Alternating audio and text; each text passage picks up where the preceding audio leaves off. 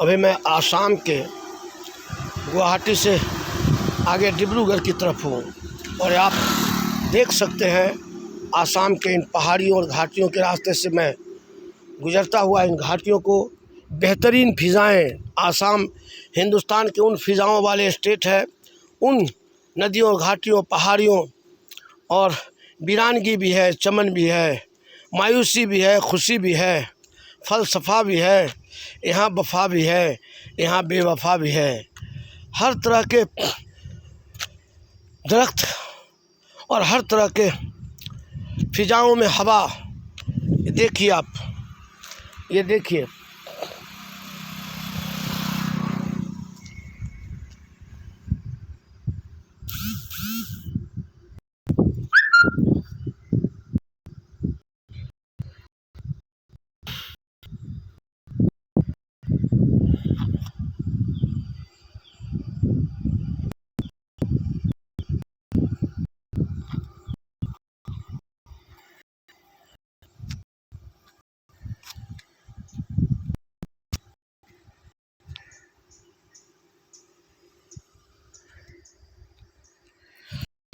आपको मैं वहाँ का दीदार कराया जहाँ मैं खड़ा हूँ, डिब्रूगढ़ की तरफ बढ़ा हूँ और ये गाड़ी, इसी गाड़ी से मैं सफ़र कर रहा हूँ और एयरपोर्ट पे आया, कल ही आ गया एयरपोर्ट से। आज मैं इसी से सफ़र कर रहा हूँ और गुवाहाटी को राष्ट्र से ख़रीद कर लाए हैं।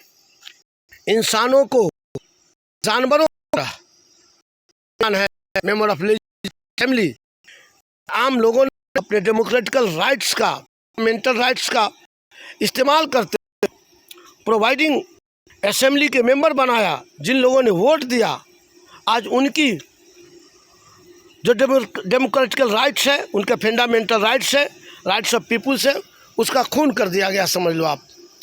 और अब आज के दौर में जो डेमोक्रेटिकल हमारा सिस्टम है, उस डेमोक्रेटिकल सिस्टम को स्क्रैप किया जा रहा है, हैम्बर किया जा रहा है इस हुकूमत के द्वारा, इस संघीय हुकूमत के द्वारा। और एक नारा लगता था, बहुत पहले मैं बचपन में नारा सुना करता था कि जो हिटलर की चाल चलेगा वो हिटलर की मौत मरेगा।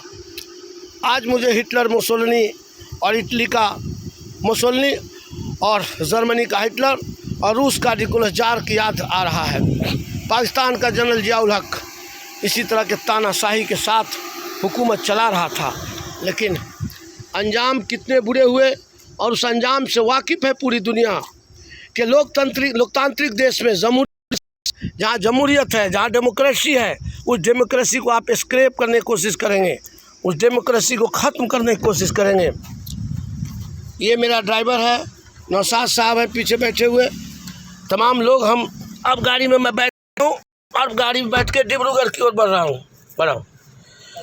तो दोस्तों, कहा है आपसे कि जो हालात पैदा कर दिए हिंदुस्तान में, उस हालात से लगता है कि डेमोक्रेसी को स्क्रैप किया जा रहा है और अदालतें कैद है, मुल्क के आइन गुलाम बना हुआ है।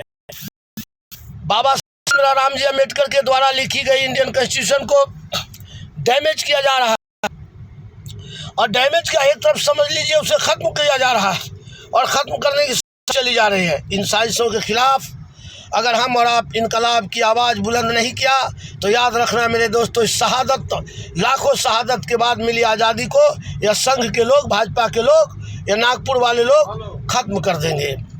उस आज़ादी को भी गुलामी में बदल देंगे। इसलिए दोस्तों, मेरी गुजारिश है कि आप आवाज़ बुलंद करो और इस संघी हुकूमत के संघी हुकूमत को ख़त्म की अदालत को कैद कर बना रखा है और मुल्क के आइन को गुलाम बना रखा है, इंडियन कॉन्स्टिट्यूशन को खिलौना बना रखा है। इन सारी वाक़या से पूरी दुनिया वाकिफ़ है और आप और हम सोए नहीं रहे। अगर हम सोएंगे तो मुल्क की तबाही का मंजर यह ला देंगे सामने। यह नज़ारा बेहद ही ख़तरनाक आ रहा है, जो मंजर नज़र आ रहा है, जो नज़ारा है, जो आसार नज़र आ रहे हैं, ये आसार बेहद ख़तरनाक नज़र आ रहे हैं। इन ख़तरनाक आसार को, इस ख़तरनाक मंजर को ख़त्म करने के लिए हमें जमहूरियत में, संविधान ने, कॉन्स्टिट्यूशन ने, आइन ने मुझे हक दिया है, अधिकार दिया है, राइट्स दिया है, हम उस राइट्स को, फंडामेंटल राइट्स का इस्तेमाल करते हुए हम इस संघी भगवा फर्जी वतन परस्तों की हुकूमत को यह बताने का काम करेंगे कि हुक्मरान, एक बात याद रख लो, पूरी दुनिया की दास्तां समझ लो, पूरी दुनिया की हिस्ट्री है कि जब भी तानाशाही बढ़ी है, मुल्क में मजहबी नफरत की खेती की गई है, मुल्क में नफरत की हवा बहाई गई है, तब तक हुक्मरान मिट गया है और हुकूमत चली गई है उसकी। ये पूरी दुनिया की कहानी है, उठा के देख लो। रूस की क्रांति निकोलस जार ने लाया था और 80 लाख सिविलियन, 20 लाख आर्मी को गोलियों का शिकार करवा दिया। हिटलर ने 65 लाख यहूदियों को जिंदा गैस चेम्बर में जलवा दिया, मरवा दिया या गोलियों से बुझवा दिया। मुसोलिनी ने लोगों को तड़पते हुए लाशों पे पांव रख के चलना पसंद किया करता था। जनरल जियाउल हक ने पाकिस्तान के बच्चों के लहूलुहान धरती को, जमी को कर दिया करता था। अंजाम सारे लोगों का देख लीजिए। जमहूरियत में हम जी रहे हैं और जमहूरियत में हमें हक मिला है अपनी बात को बुलंद आवाज़ में रखने का, अपनी बातों को हुकूमत तक पहुंचाने का और अपनी आवाज़ को बुलंद करने का। हम और आप अगर सोए रहें तो इतना ख्याल रखना कि हमारे मुल्क में आने वाले जो पीढ़ी है, जो हमारा सेकंड जनरेशन है, जो कमिंग जनरेशन है, वो हमें माफ़ नहीं करेगा। वो हमें, अगर आज हम इग्नोर करते हैं इस हालात को, तो कल वो मुझे इग्नोर कर देंगे, मेरे आने वाले पीढ़ी, और हमारे ताबूत पे जाके, हमारे मज़ारों पे जाके, हमारे कब्र पे जाके आपके यादगार पल को याद करेंगे और कहेंगे कि खामोश होकर ज़िंदगी गुजार के चले गए लोग कायर थे, बुज़दिल थे हमारे ख़ानदान के लोग जिसने आवाज़ बुलंद नहीं किया।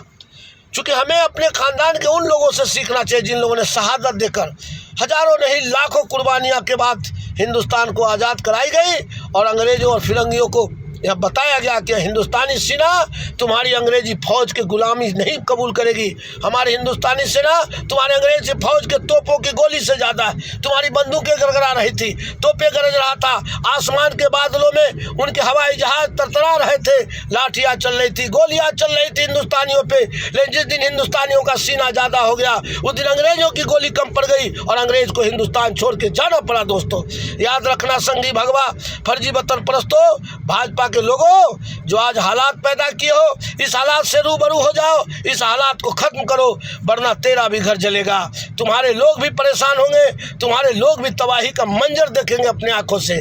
इसलिए हम तमाम दोस्तों से गुजारिश कर रहे हैं कि आप तमाम लोग इस जुल्म के खिलाफ आवाज़ लगाएं।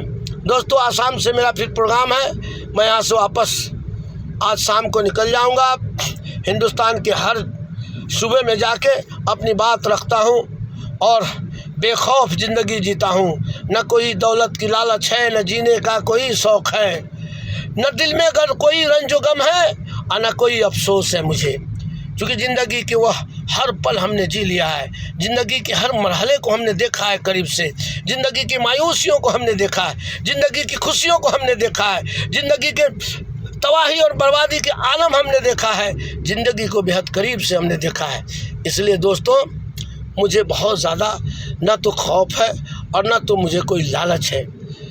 आपसे गुजारिश है कि आप इन तमाम जुल्मियों के ख़िलाफ़ आवाज़ बुलंद करें और मैं आसाम के इस पथरीली ज़मीन और या पहाड़ी और घाटियों से गुजरता हुआ आपसे मुखातिब हूँ और आपको बताना चाहता हूँ कि महाराष्ट्र में जो कुछ हो रहा है, यह लोकतंत्र का खून किया जा रहा है, संविधान का गला घोटा जा रहा है, इंसानियत शर्मसार हो रहा है इस जुल्मी सरकार से, जुल्मी हुकूमत से।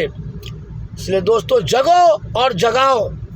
ये आसाम की पहाड़ियाँ, पर्वतें और घाटियों से गुजरता हुआ मैं आपसे मुखातिब हूँ, रूबरू हूँ और आपको बता रहा हूँ। इसलिए दोस्तों देखिए, ये पथरीली ज़मीन नीचे बिछी हुई हरी घासें, हरी, ये हरा दरख्त, ये खुशहाली हिंदुस्तान की है और इसे करने की साजिश हो रही है। ये रथी चल